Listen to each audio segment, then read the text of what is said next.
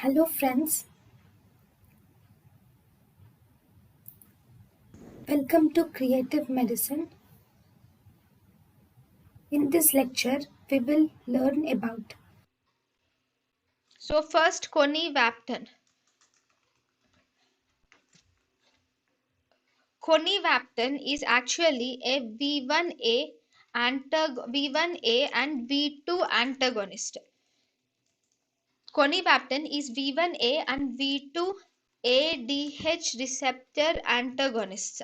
So these, because they will block the ADH receptors, they will not cause aquaporin production. That means they will block the aquaporin production. So they will reduce the water reabsorption. And because will reduce the water reabsorption, so as a result, water is lost in the urine. Because the water is lost in the urine, the sodium concentration is found to be increased, and this increase in sodium concentration is relatively, it is increased, it is not due to increased sodium itself, it is because of the loss of water. Relatively, the concentration of sodium in the plasma is found to be increased. Then these will also cause vasodilatation.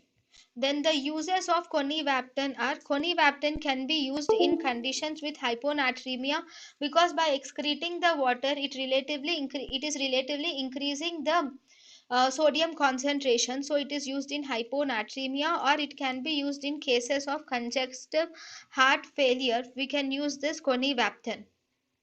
Then toxicity or side effects are, we can see presence of infusion site reactions are seen, and also there the patient can present with thirst because of loss of water. There can be polyuria is seen because of loss of water, and finally hypernatremia can be seen, which is actually a prolongation of beneficial effect can cause, resulting in hypernatremia as a side effect.